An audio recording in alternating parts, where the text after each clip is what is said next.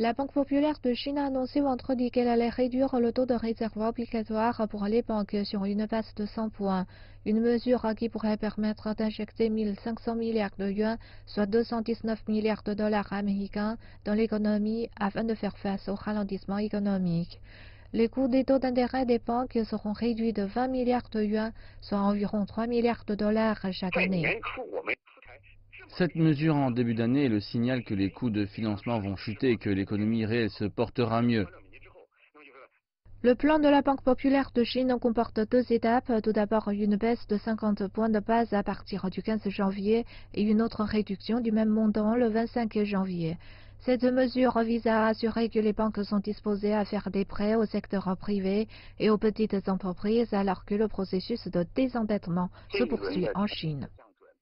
Ce cycle de réduction globale des taux de réserve vise à faire face aux problèmes liés au processus de désendettement de l'année dernière. Ces réductions visent également à stimuler le marché des capitaux chinois afin de stabiliser le marché financier mondial. La Banque centrale chinoise a souligné que la politique monétaire devait savoir s'adapter alors que la Chine doit se concentrer davantage sur la stimulation financière.